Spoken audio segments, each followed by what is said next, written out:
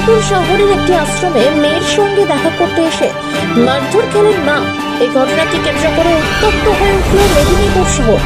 আশ্রমে নিজের মেয়েকে রেখে তার সঙ্গে দেখা করতে এসে দেখা করতে না পেরে রীতিমতো ক্ষিপ্ত হয়ে কেঁদে পড়লেন মা। অন্যদিকে আশ্রম নিয়ে দেহ ব্যবসা সহ অসামাজিক কাজকর্মের অভিযোগ এলাকাবাসী। এই ঘটনাক্রমে জানা যায় মেদিনীপুর শহরের রবীন্দ্রনগরে রামকৃষ্ণ আশ্রম ঠাকুরবাড়ি নামে একটি আশ্রম রয়েছে দীর্ঘদিন ধরে। এই আশ্রমে স্বামী জয়ানন্দ নামে এক ব্যক্তি মহারাজ নাম দিয়ে আশ্রম খুলেছেন এবং সেখানে তিনি প্রায় 14 জনের মতো আবাসিক রেখে রীতিমতো আশ্রম চালান। কিন্তু এই আশ্রম ঘিরে একাধিক অভিযোগ রয়েছে এলাকাবাসীর। কারণ হিসেবে তারা উল্লেখ করেছেন 8-10টা আশ্রমের মতন এই আশ্রম একটু সম্পূর্ণ ভিন্ন ধরনের তৈরি। পুরো আশ্রমটি 3 দিকে ঢাকা, কোনো জায়গায় সামান্যতম ফাঁকফোকর নেই। এছাড়াও পরিচিত লোক ছাড়া এই আশ্রমের দরজা খোলা হয় না বলে অভিযোগ এলাকার মানুষের।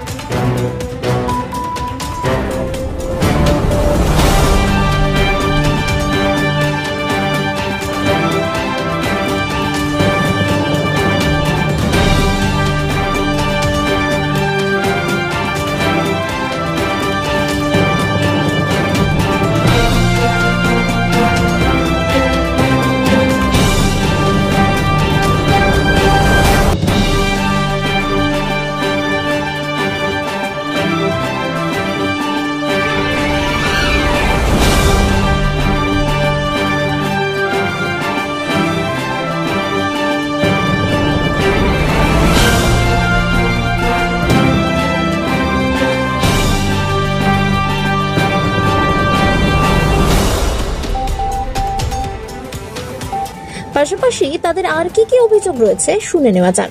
একটা আশ্রম ঠাকুরবাড়ি আশ্রমের নামে, মানে নামটাই শুধু ঠাকুরবাড়ি আশ্রম দেওয়া হয়েছে, কিন্তু আশ্রমে কোনো কার্যকলাপ হয় না এবং সব সময় কোনো ভিজিটিং আওয়ার্সে যে লেখাগুলো আপনারা আছেন দেখলে, আপনারা তো সবাই মানে রিপোর্টার যথেষ্ট, আপনারা সম্মানের, তাহলে আপনাদেরকে তো অ্যাটলিস্ট অ্যালাউ করা উচিত ছিল।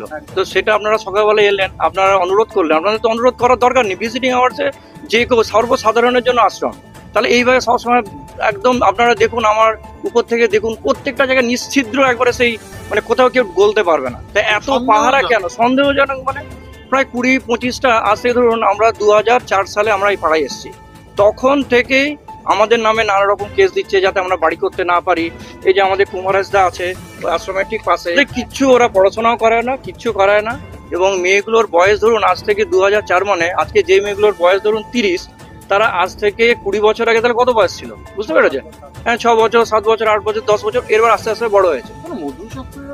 আমাদের পাড়ার প্রত্যেকেরই একদম আমাদের মানে আমরা এটা নিয়ে আমরা এসপি সাহেব, ডিএম সাহেব, এসডিও সাহেব সবার কাছে আমরা মানে স্বাক্ষর নিয়ে আমরা সবাই ডেপুটেশন দিয়েছি, বারবার থানায় গেছি। এবং উল্টে আমরা কি করছি, আমরা যে এই সমস্ত অন্যায় যেগুলো হচ্ছে, যেগুলো আমাদের চোখে পড়ছে, এটা তো সাসপিসিয়াস ব্যাপার। একটা আশ্রম পাশাপাশি আমরা থাকলে আমরা অভিযোগটা এটাই জানাচ্ছি যে সমস্ত রকম এমন, এই দেখুন রাত্রেবেলায় এই যে গেটটা বড় আছে না, রাত্রেবেলা একটা বড় গাড়ি আসছে সোজা ঢুকে যাচ্ছে। একটা বিশেষ করে আশ্রম যদি থাকে, এই যে অনেকে অবজেকশন তুলছে যে একটা আশ্রমে পাড়া প্রতিবেশী অবজেকশন তুলে থাকতেই পারে। আমার মতে বক্তব্য কেন থাকবে অবজেকশন? একটা যদি আশ্রম থাকে সেটা তো ভালো ভালো জিনিস। তো এটা তো একটা মানে আমাদের প্রাউড হওয়ার মতো জিনিস। আমাদের এলাকায় একটা বড় একটা রামকৃষ্ণ আশ্রম আছে, কিন্তু এই আশ্রমটা দেখার পর থেকে আপনারা ভাবতে পারবেন না গেট কিন্তু কখনো ওপেন থাকে না। একটা আশ্রম তো জনসাধারণের জন্য ওপেন থাকবে। হ্যাঁ, একদম। মানে সাধারণ মানুষ বোঝে যে গেটটা একটা টাইম অনুযায়ী থাকবে। বেলুর মাঠে কিরকম থাকবে, টাইম সকালে খোলা থাকবে, দুপুরবেলা ঠাকুরের বিশ্রামের সময় বন্ধ থাকবে। যে কোনো জিনিস, যে কোনো আপনি যদি শ্মশানকালী ওখানে মায়ের কাছে যাই, সেখানেও তাই। এখানে দেখুন, এর আগে আমরা সিসি ক্যামেরা ফুটেজ কেন রেখেছি, পার্লারটা যখন করেছিলাম প্রচুর ভয় পেতাম, কারণ এখানে বিভিন্ন রকম লোকেরা আসতো, গাড়ি নিয়ে ভিতরে ঢুকে যাচ্ছে। আর অবজেকশন করার জন্য আমি প্রচুর থ্রেট কল পেয়েছি, বিভিন্ন রকম পার্লার বন্ধ করে একদম ওপেনলি ওনার পুরো যেসব আসতেন ভক্তরা এখানে বাজে কথা বলে চলে যেত। এখানে আমার পার্লার পুরোপুরি একদম মানে অথেন্টিক করা আছে, সবকিছু আছে, কিন্তু বাজে কমেন্ট করছে। আমি ওই ভদ্রমহিলা যিনি এসেছিল ওনার সাথে সাথে গেছি, পাটনা বাজার থানায় গেছি, আমাকে প্রচন্ড ভাবে অপমান করা হয়েছে থানাতে, আমার নাম ওখানে থানায় আছে, সবকিছু আছে। আমি কিন্তু আমার মতো প্রোটেস্ট করে লড়েছি। তো আমরা যেটা দেখতাম রাত্রেবেলা ভোরবেলার দিকে গাড়ি আসছে, বড় একটা গাড়ি চলে এলো 3:30 4টার সময়, মেয়েগুলো কান্নাকাটি করছে, মেয়েগুলোকে তুলে নিয়ে চলে যাচ্ছে। আজ থেকে ধরুন 5 বছর 6 বছর আগের ঘটনা বলছি, তুলে নিয়ে চলে গেল, আবার 2-3 ঘন্টা পরে ওদেরকে রেখে দিয়ে চলে যাচ্ছে। তো কোথায় যাচ্ছে, ভোরবেলা কোন সেবার কাজে যাচ্ছে? একদম এটা আশ্রম বলে কোনো না, এটা ভেবে একটা প্রাইভেট প্রপার্টি, একটা ফার্ম হাউসের মতো। এরা নিজস্বরা সবকিছু করে, কোনো বাইরের লোকে আসবে না। আমি তো নিজেই, আমার এই পাড়া যেহেতু আমার 4 বছর থেকে, আমার 2 সন্তান আছে, আমার হাজবেন্ড, আমি কতবার এখানে এসেছি, বেল বাজাই, সকালবেলা বেল বাজাই, ইভিনিং এ বেল বাজাই, আজ পর্যন্ত কেউ গেট খুলিনি। আজ যদি গেট খুলেছে শুধু বলেছেন আপনি কে, আপনি কোথায় থাকেন, আমি বলছি আমি রবীন্দ্রনাথ থাকি ঘরের পিছনে, আমি একটু দর্শন করতে চাই না, আপনাদের জন্য না, আপনারা দীক্ষিত নাকি, আপনার চলে যান, আপনি পরে আসুন, এই সব না না ড্যাম শিওর কোনো নেই, ডাউট নেই, এটার কিচ্ছু একটা নোংরা কাজ হয়, কিছু একটা এমন কাজ হচ্ছে যেটা মানে পাবলিকরা একদম অ্যালাউড, নিশ্চয়ই কিছু একটা ব্যাপার আছে। অপরদিকে আক্রান্ত মেয়ের মায়ের অভিযোগ, তার মেয়েকে ওষুধ খাইয়ে বশ করে রেখেছে এই মহারাজ। পাশাপাশি আর কি অভিযোগ করছেন তিনি দেখুন। সকাল থেকে 12টা থেকে দাঁড়িয়ে আছি। হ্যাঁ, সমস্যা হলো আমার মেয়েকে ঢুকতে দিচ্ছে না, আমার মেয়েকে আমাকে ভেতরে ঢুকতে দিচ্ছে না, আমার মেয়েকে দেখতে দিচ্ছে না, আমার মেয়েকে একদম শিখিয়ে রেখে দিচ্ছে ওষুধ খাইয়ে। না, আমি স্বেচ্ছা পাঠাইনি, আমার মেয়েকে ব্রেন ওয়াশ করে নিয়ে এসছে জয়ানন্দ মহারাজ।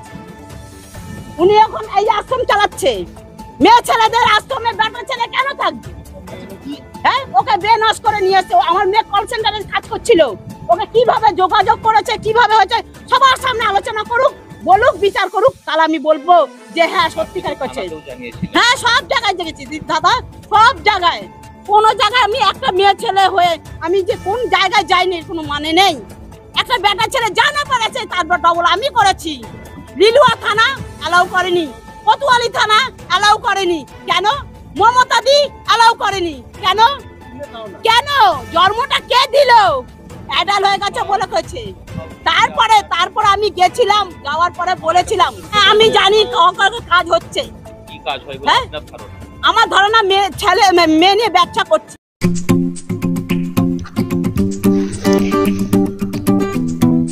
এবার উৎসব জমে উঠবে, গোটা পরিবার নিয়ে ঘুরতে যাওয়া আর কিচেন মন্ত্রার সুস্বাদু খাওয়া।